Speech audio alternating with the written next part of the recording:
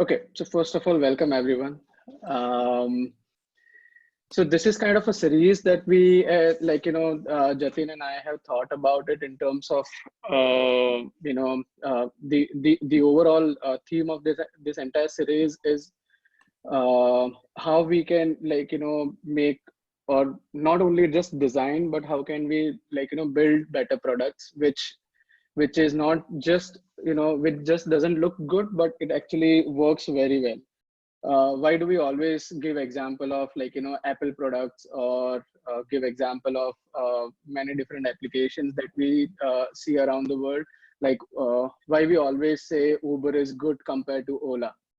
So there are many different things that they do, in their entire development, not only the design phase of it, but also in terms of the overall product life cycle, which actually makes that difference. And even though you provide the same amount of feature and functionality, there are many different things that would let you stand out of the crowd of all those different applications they are in the market.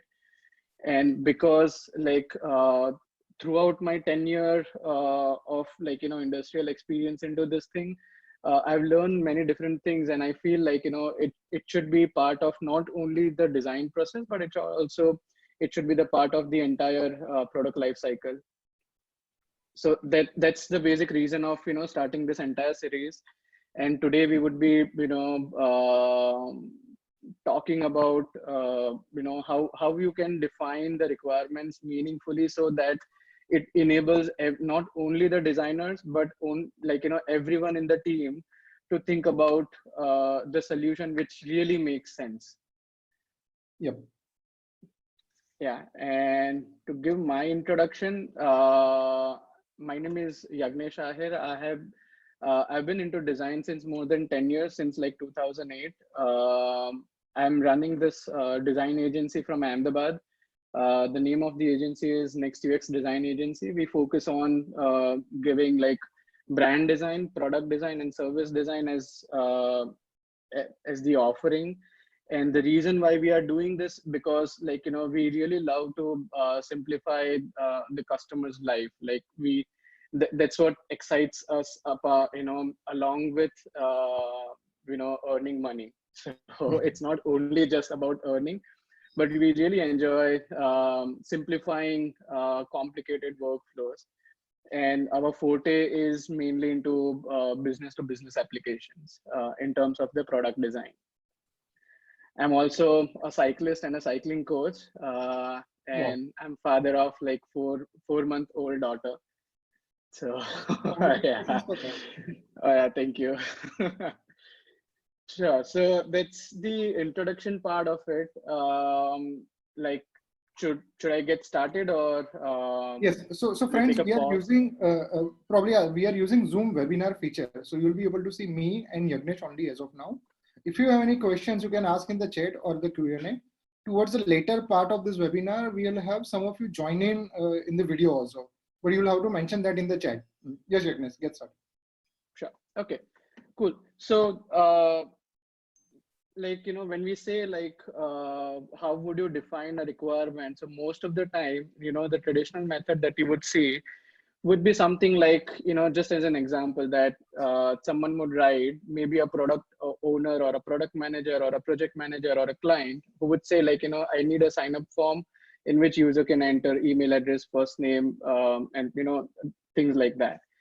Another example is a user need a comparison table in order to see different prices. Now, this is now both of these, they are not meaningful in a way. The reason is uh, it is literally dictating the solution, like sign up form, table, input boxes, drop downs, things like that. There is no mention of the problem that the user is facing right now, because and also there is no mention of why that problem is important to the user. So this is getting much more deeper into um, the requirement that we have. Also, there is no window of generating different design ideas in terms of the solution. because it is literally dictating that, we need to design or we need to develop a comparison table. So there is no scope of thinking about anything else apart from that. Also, there is no success metric. Now, this is a very important thing in terms of what I mean by success metric is like there should be a KPI. So when we say we need a comparison table or we need a sign up form, it's very easy to design and develop. Now, how is it going to benefit the user? How it is going to benefit the business that you are into? Those those are the things that we would like to define in the success metrics. For example, as a user, the user wants to see different prices in a comparison table. The success metric for this kind of a thing could be like, currently it is taking like 2 minutes. We want to achieve that in like 20 seconds, for example. So that could be the success metric. For this thing to help you, I have designed a template, and this template have been helping me since like almost a few years now. And this is kind of, the most difficult part for most of the, um, most of the project managers or the product owners, because they literally have to sit down and write all of these things, right? Because it's very easy to just say like, we need a हमको एक sign up form चाहिए, जाओ बना दो, or like just design it and build it up. Compared to sitting down and writing things like users need statement. What is the context? So like in terms of what context we need to provide to the user in order to understand what we are trying to offer. Then terms or like, keywords, like what are the terms that we are going to use? What are like, if there is a table, what are the labels or the column headers we are going to use? And are those column headers or those terms are easy for the user to understand, or like, is user familiar with those terms, not familiar with those terms? So thinking at that level. And also like, having a success metric, like how are we going to define the success of the solution? So thinking more from the perspective of not just the output, but thinking more from the perspective of the outcome of the solution. Yep. So output could be like, a like functionally very well working sign up form, which looks visually very well. So it covers like development and the design part. That could be the output, but the outcome could be like, it just takes like, 10 seconds to sign up. So that is the output. So no matter how, how visually appealing it looks, or how much like, robust the functionality is, but if it is not if it is not achieving the success metric, then it's a failure. This is more from the perspective of the user and the business. Now today's topic, I would be focusing more in terms of like how we can define the user's need statement, the first part of this thing.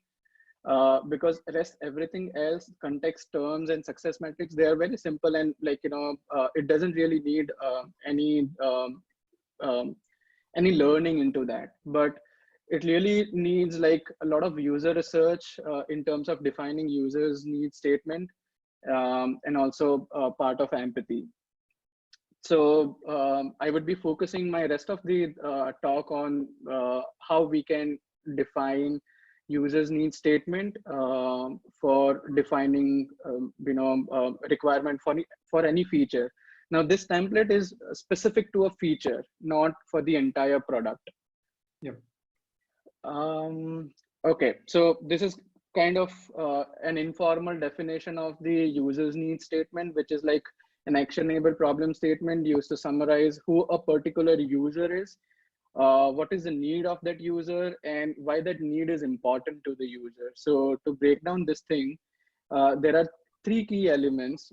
One is who the user is, the need of that user, and the goal. So this goal is, this goal is of the user's goal, not like, the goal of the product or goal of the feature.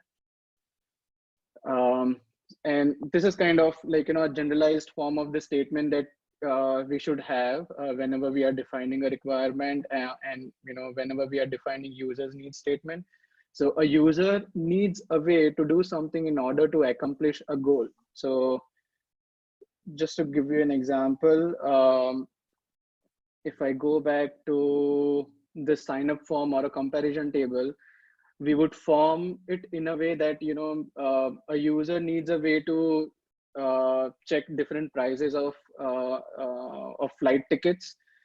Why? Because he wants to go with the cheapest option. Okay, and for this thing, you like comparison table could be one of the solution. Now, now see the comparison. Like if we say like a user needs a comparison table in order to see different prices, that's completely dictates the solution, because it says like we need a table. But when we form it in a way where we say that a user needs a way to like see different prices of the flight tickets, so that Cheaper price is the outcome that they are expecting. yeah, so to see which are the which are the tickets that suits the pocket, for example, because that is the goal of the user, that I want to go for the flight tickets which suits my budget.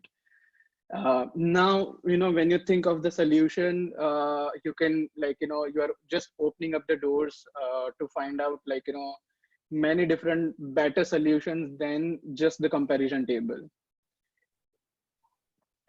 So and this should come from when you talk about users. So this is the specific persona which would be like based around the user research that you may have conducted through the user interviews and like field observation, user testing. So from all of that thing, whatever data that we generate, you should have the specific persona defined for your product.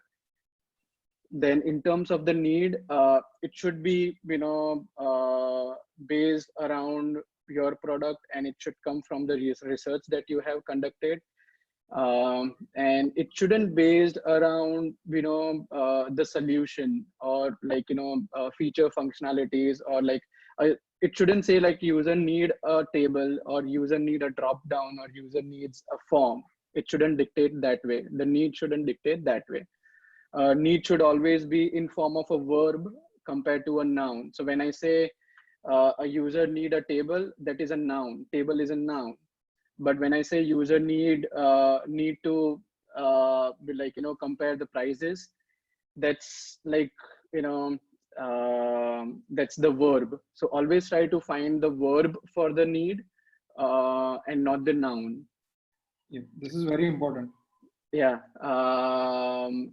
Then going towards the goal part of it, so this is like whenever you provide a solution for to solve that need, what should what would be the result of it? Are you would the result be in form of that you have helped the user to accomplish the goal?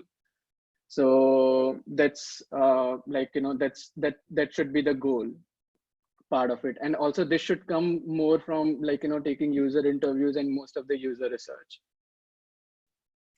Now, yeah, so this is what I was talking about, in terms of the user needs, not in form of the nouns, in form of the verbs. So let's say user wants to access information to learn. That this is just an example that I have taken, instead of coming up with noun by saying user need a list of different courses to offer. And it shouldn't be in form of buttons, drop down, login forms, tables, etc. Okay. Don't focus on, so while you're defining the requirements, we shouldn't really focus on how part of it. We should really focus on what we want to achieve through while we are defining the requirements. So when we say what we want to achieve, that is in form of we really want to achieve a better solution to it, and that's why we should stay away from defining the how part of the requirements, so having a sign up form, having comparison table, having drop downs, buttons, things like that.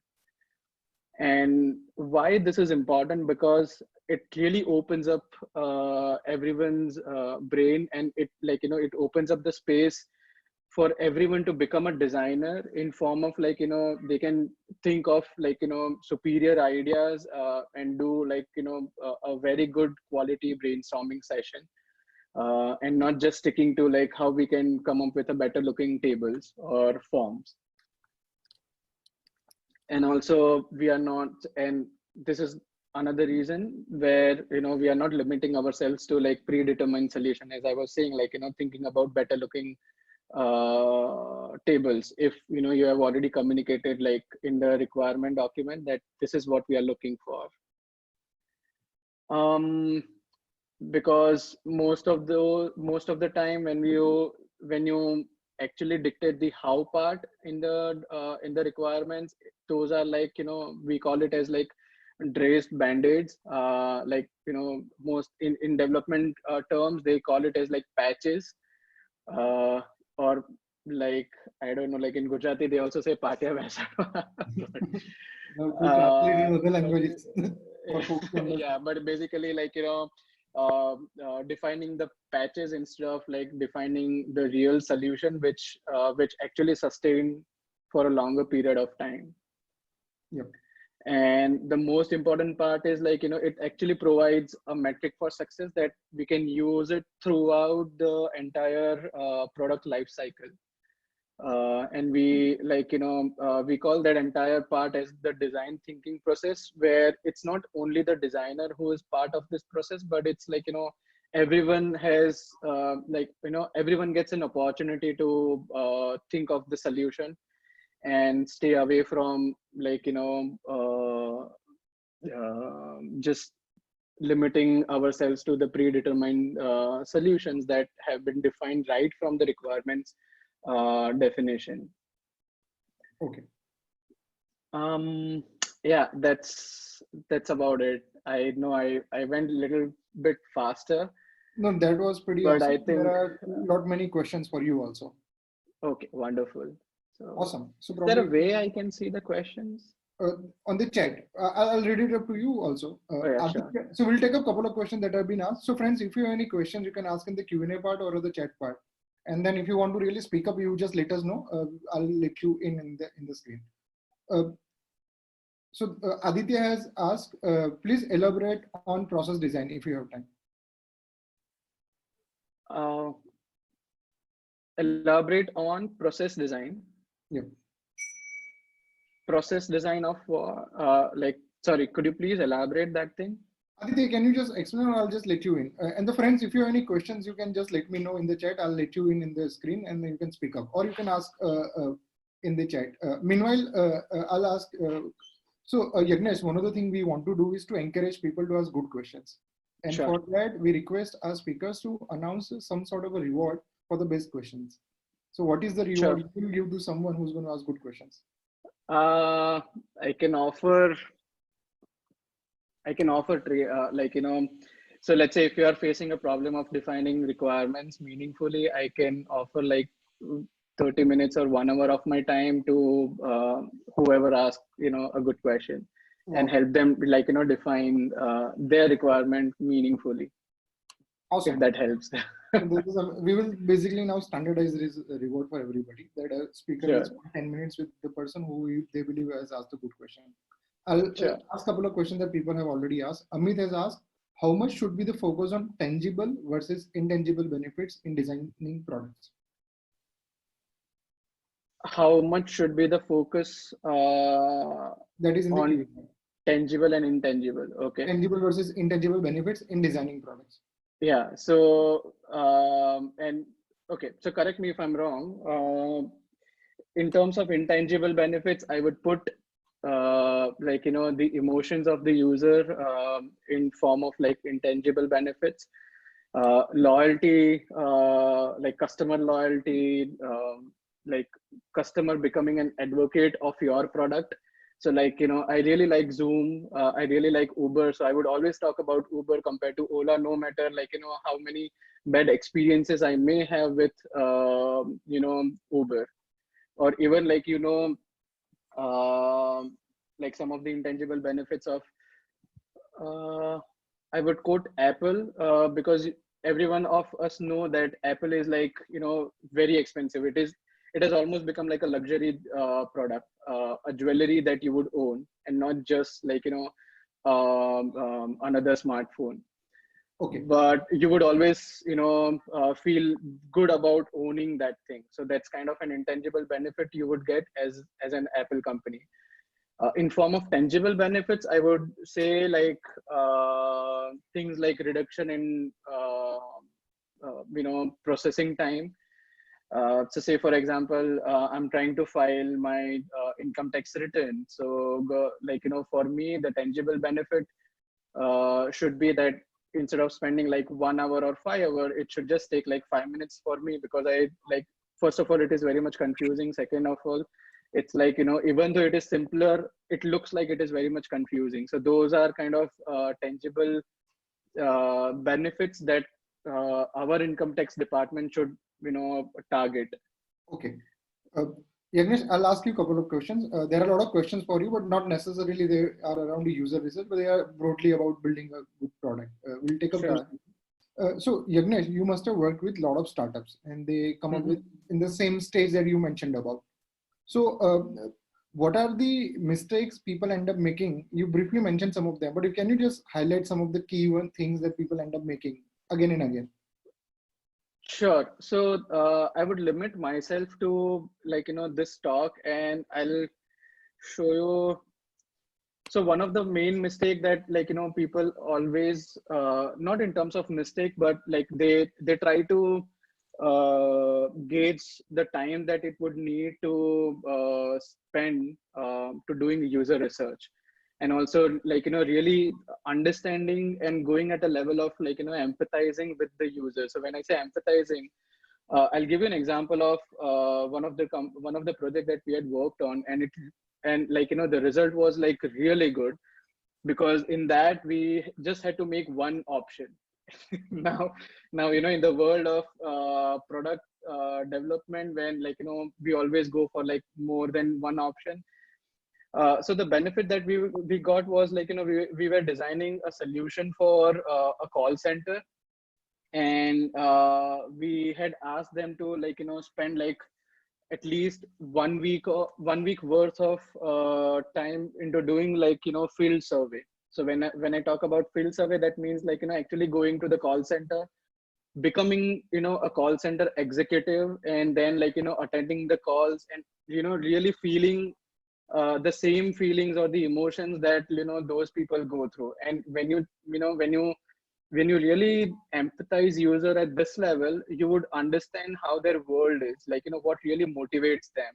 So Okay. what we learned is like, they were using desktop wallpaper in form of like, putting the pictures of different executives who have performed very well. So we offered like, this kind of a feature in the product itself, where the uh, the the background of that entire product would become like, in the login screen, the background of the product would take the picture of that particular executive, and this actually motivated those users. Yep. Awesome. There are uh, questions. yeah, so this is kind of so I would say like, spend good amount of time with the user, and not like, you really, as a startup, you really don't have to go through the traditional method of user research, and do spending um, expensive methods into doing the user research. But really spending a lot of time with user would get you the result that you want. Okay. Yagnesh, in the same zone, lot of startups, okay, sometimes what will happen, they'll assume that this is the need, and they'll wait for a perfect offering to talk to the users. When this becomes a mental block sometimes. So what would you Yeah. your advice to break that mental block? So okay, so that's why like, what I mentioned over here is in terms of the need, that when you talk about the need, it should be the real user need based on your research. So I'll give you an example, and everyone of us know this quote from Henry Ford, when like, when he wanted to build something better than just like, the horse carts. So he said that, like, if I had asked the user, then, like, they would always say we want like faster horses and not the cars. So we really have to, like, it's not like, by just asking the users, we will know like what they are looking for. We really have to spend time in terms of, doing the research.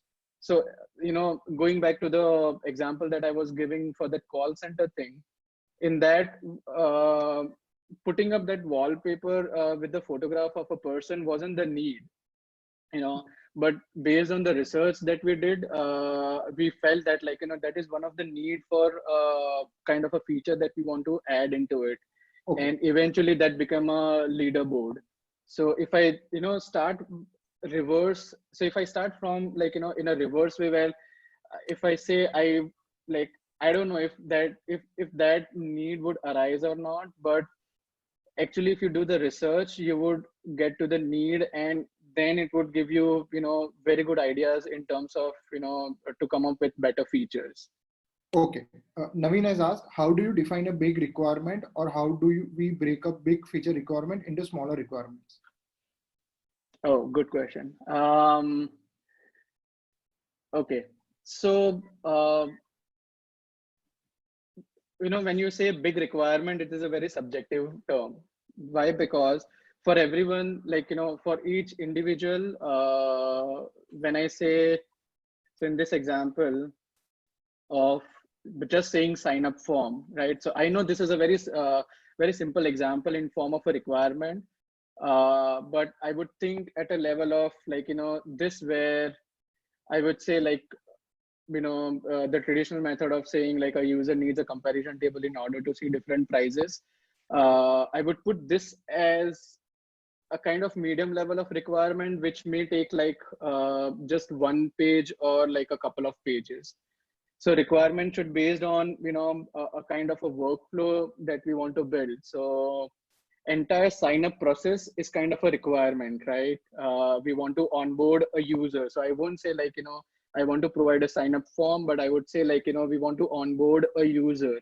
So when you say onboarding a user, that not only focuses on sign up form, but it also focuses on what happens, like different use cases of signing up, different use cases of, once the sign up is done, are you going to send email?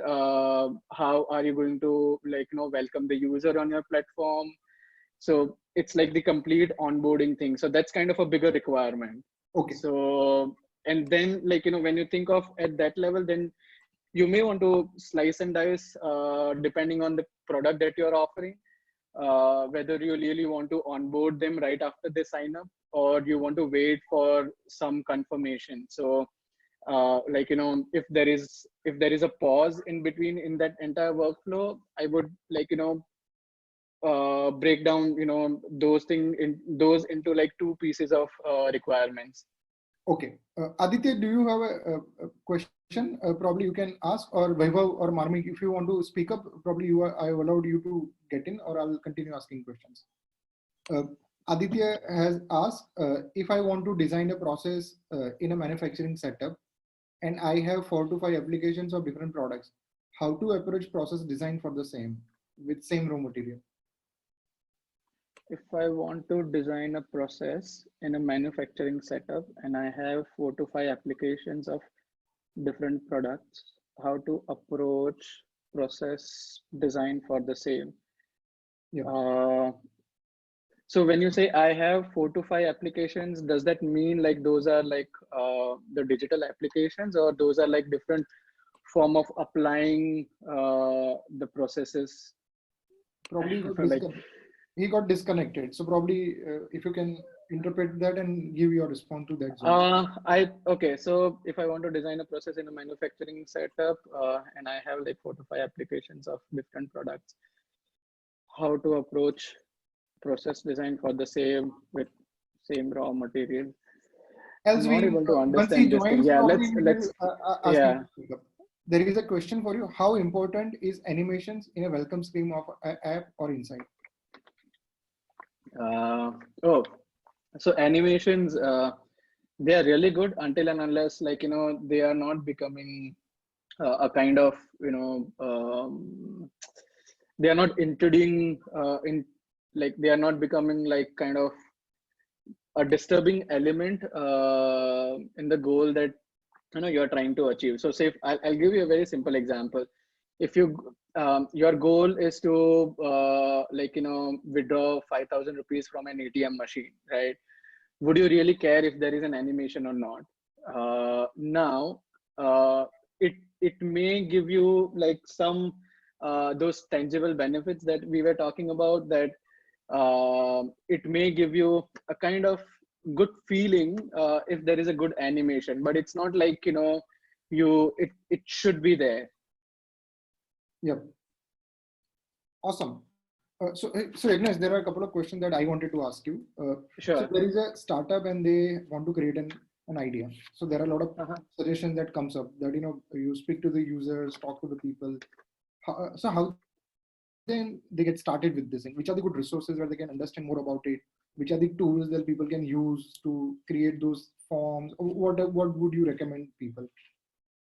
Okay. So as a first step, I would ask to start with something that we call it in our design process as like discover. So by the literal meaning of discover is discovering the user, discovering the needs of the user, discovering the goals of the user. Even if you don't know about the domain, then discovering the domain. But in focusing only on the user research part of it, that should be the first step, because you really have to live the life of the user who is your target audience. And this way, most of most of the time you'll get the gut feeling in terms of after you have and you really don't have to meet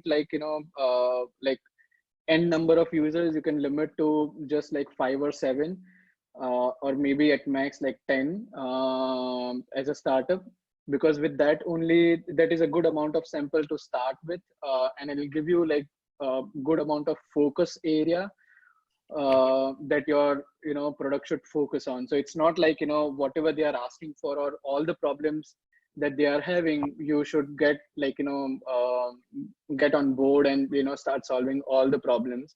Need to find the problems that really matter to them, that would really change their world, that would motivate them to use your product, and this way you can so that's kind of the first step of defining the MVP, or building up the MVP version of the product for any startup. I allowed a lot of you to join in and you can speak up. In case if you want to speak up about your question, you can ask, or we'll continue with our discussion. So anybody would want to take up this opportunity? Amit had a couple of questions. Amit, can you speak up? Yeah, this was again with this tangible and intangible thing. But Sure. as a startup, our focus should be more on tangible or on also on intangible, because resources are limited. No? So if you can just highlight on this, it would be great. Sure. So, okay, that's a good question, because even though if you're a startup or or an MNC, or wherever you are in the entire life cycle, I would say we should focus on both, because why would someone why would someone talk about your product and spending X amount of money into marketing is like much more expensive than a customer who's already using your product and having intangible benefits of using your product, and that person is talking to 5 different people and becoming evangelist of your product, or becoming an advocate of your product, no matter how much you are charging, or how bad experiences that person may have with your product. So focusing on intangible benefits at initial stage, I would say that's kind of important, but also at a later stage, let's say if you're designing version 3.0 for your product, even at that point of time, it's something that's important. Okay. Anybody else? Dhiren, Bhavi, Ayushi, Vaibhav, if you want to speak up, probably you can unmute yourself and speak up or ask any question. We'll continue asking questions. Marmik has asked, in response to something that you mentioned, what is the difference between good feeling UX and animation as per your experience? Good feeling UX is like, as I was saying, like I want to withdraw 5,000 rupees from the ATM. And so I always give this example of like good design is always invisible, right? You would never feel that, like, you would never remember what you had gone through. You would just remember that you want to withdraw 5,000 rupees and you did that, and it just took like 30 seconds or 40 seconds, compared to you would always remember the bad experiences that you may had, like, in all the ATM, like keeping myself only to the example of the ATM, we all of us must have experienced, like, aligning and finding the mapping of the buttons that you see on the screen, and the buttons that are presented on the panel on the left hand side or the right hand side, which one to, and if there are like three options, then, like, between those two, actual buttons on the panel, between those two buttons, there is always, like, the digital button that always, like, overlaps. So, like, see, this is a bad experience that, like, that has got into my brain, and I would always remember this thing. So good feeling about the experience is always, like, you would never remember about it, and it just, like, lets you achieve the goal in, like, if it is, like, based on the time, then like, it just lets you achieve your goal in the as minimum time as it is required. If the goal is not just to focus on time, then there could be other KPIs or the metrics. Okay, Yagnesh, there was a question. What are the exciting projects that you've done and you are proud of? Can you show us something? So most of the products that I have worked on, those are all under NDA based. But one of the product that I don't know if I have access to it, but I was working with Bloomberg Data, and Bloomberg with them, we are still, like, so this is like 4th year and we are still under development. So, like, we have been working on the product since like 4 years, and the way we started was like, and one of the design principle that we had was, we don't want to give menu. Like, there shouldn't be any menu. There should be just, like, whenever the user would need something, we would offer it. So we will try to become, like, as smart as, like, getting in the brains of the user. So obviously this was based on the machine learning and the AI, and the domain was, like, for all the CFOs who's handling, like, more than 10,000 invoices a month. So that was for the CFO team, and the goal was to achieve 50 hours worth of work to, like, just 5 hours worth of work. Okay. For financial planners and the collection team. Awesome. Yeah, that is one example. Another example that I can think of is this call center thing. Like, we never thought that we would come up with like, so when you think of, like, redesigning call center application, it sounds so boring, right? What fanciness you can think of it. But when we actually did this field survey and did, like, a lot of research of, like, 1 week worth of it, we found, like, so many different things which were not, which weren't the core part of the product, because core part of the product was, like, just a dialer and the page which just shows the information of the customer that you are dialing in. Okay. But like, we also worked on the response time in terms of, like, it shows the information of the customer that you're calling, right? When you click on dial on that for that customer. Earlier in the workflow, this wasn't the part of it. This was, like, when the customer gets connected, you can see the name of the customer. So imagine, I'm calling Jatin, and, like, I don't know his name right now. So like, and he has picked up the call, and at that particular point of time, there is like, like 500 KB of data that gets loaded on the page. Now I really have to scan and see what is the name of that person. So I've lost like, 5 seconds in that. So this, losing 5 seconds worth of it is like, very bad experience for the customer whom I'm calling, right? So this eventually affects the business. So it eventually affects, that entire call center business. Okay, we'll take last couple of questions. Yagnesh, there Sure. is a situation for you. If you can, in the Q&A, if you can read it out for all of us and just give your perspective. Sure. Can you see that? In the Q&A, okay. What should I read? So there are a lot of Q&A. Sixth question, the last one. Okay. Okay, so this one. Situation. How important is data in UI when you are solving a very new problem? There is no closest competition. How will you start? No competition or data to refer to. Okay. How important is data is in UI? Okay, a good question in terms of like, when there is no closest competition. And I don't know, like so far, like, all the products that I have come across, I've always find a competitor, but yeah, it won't be like, 100%, but it's like, they say when you think of an idea, somebody else must have like, might have developed the same idea and may have done like, the validation in the market. But focusing on this question, data is very important, and I have learned that the product shouldn't be data driven; it should be data informed. What I mean is like, like it's like asking the user what do you want, compared to understanding what user is trying to say. So understanding the data and then taking the informed decision at the product level.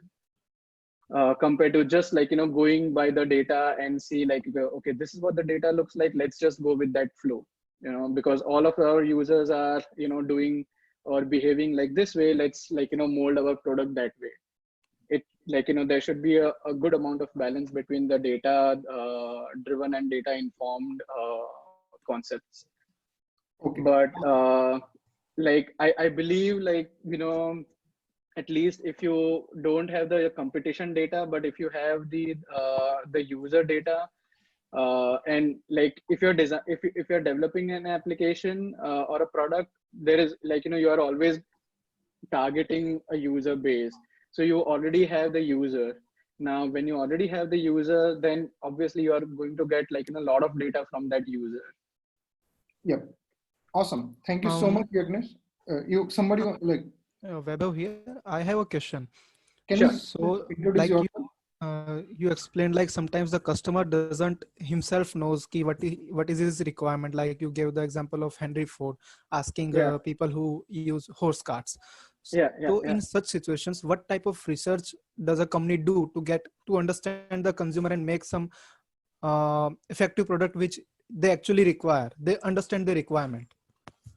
Got it. So we call it as a, so there is a formal method of doing that kind of a research. We call it as a qualitative research. In that qualitative research, what we do is like like as I was mentioning about that call center, we really sit down with the user, try to like, feel how their entire world looks like. I'll give you an example of one of the product that I had worked on like 3 years back. This was for for the people who do medical coding, medical billing coding in the US market. In that, we realized that like, those users, they are kind of like, the people who would do the data type entry kind of a job, sitting in an office. And they used to spend like, 10 hours a day. And we realized while we were doing the user research that they are getting just like, 3 hours worth of time, or like, sometimes just 1 hour worth of time to spend with their family. Most of the time they like, they are skipping the dinner with the family. And this is like, like, this is one of the intangible thing. You would never relate this, having your, you would never relate, having your user spending dinner time with their family as part of, your product goal. You would just focus on, offering a feature or of solving their problem.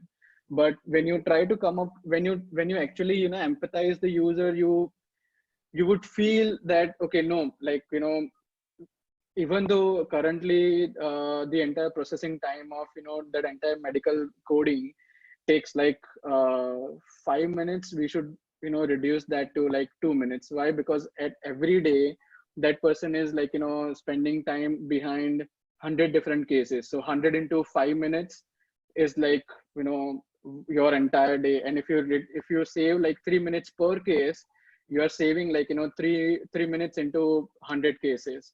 So so that became one of our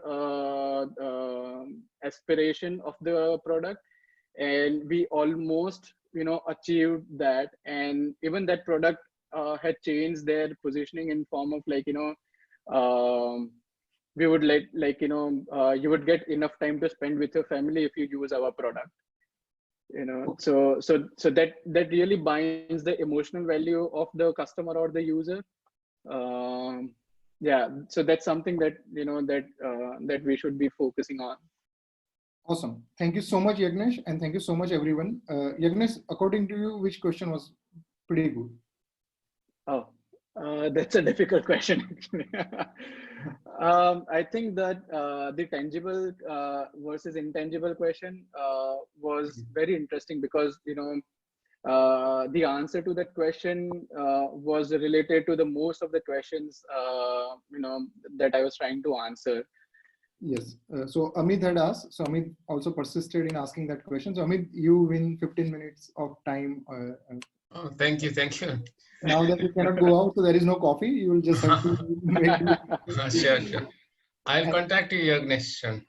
Oh yeah, sure, definitely. And thank you so much, everyone. Yagnesh, how can people connect with you? You can drop an email. Are you there on active on LinkedIn? Yeah, I'm active on LinkedIn. You can just reach out to me on LinkedIn. I'm always active on that. I've tagged Yagnesh in one of my LinkedIn posts, so all of us can also get connected on LinkedIn and be friends with each other. And thank you so much, everyone. Tomorrow also we have two interesting webinars. At 4 p.m. we will be having a webinar on understanding the basics of analytics in your digital marketing activities. And at 7 p.m. we'll have Kunal, who's the co-founder of Utrade Solutions and a board member of Chandigarh Angel Network. So a lot of exciting stuff coming up. And thank you so much, Yagnesh, and thank you so much, everyone. Thank you so much. Yeah, thank you so much. More interesting next time also. Thank you so much, everyone. Thank you so much. Good night.